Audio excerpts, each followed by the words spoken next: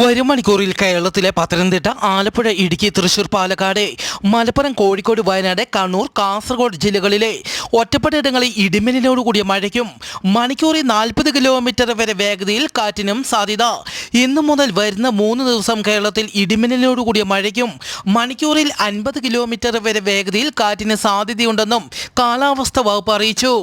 ഇടിമിന്നലിന് സാധ്യതയുള്ളതിനാൽ പൊതുജനങ്ങൾ ജാഗ്രത പാലിക്കണമെന്നും ഇടിമിന്നലിന്റെ ആദ്യ ലക്ഷണം കണ്ടുകഴിഞ്ഞാൽ ഉടൻ തന്നെ സുരക്ഷിത കേന്ദ്രങ്ങളിലേക്ക് മാറണമെന്നും ഇടിമിന്നലുള്ളപ്പോൾ ടെറസിന്റെ മുകളിലോ ഒറ്റപ്പെട്ട സ്ഥലങ്ങളിലോ നിൽക്കരുതെന്നും കാലാവസ്ഥാ വകുപ്പ് അറിയിച്ചു. ഡൽഹിയിലെ ചേരിയിലുണ്ടായ വൻ തീപിടുത്തത്തിൽ 2 കുട്ടികൾ വെന്തു മരിച്ചു. മരണസംഖ്യ ഉയരുമെന്ന് റിപ്പോർട്ട്. തീപിടുത്തത്തിൽ 800 വീടുകൾ കത്തിനശിച്ചു. അഗ്നിശമന സേനാംഗങ്ങൾ തീ അണയ്ക്കാൻ ശ്രമിച്ചുകൊണ്ടിരിക്കുന്നു. തീപിടുത്തത്തിന്റെ യഥാർത്ഥ കാരണം വ്യക്തമല്ല. പോലീസ് അന്വേഷണം ആരംഭിച്ചു.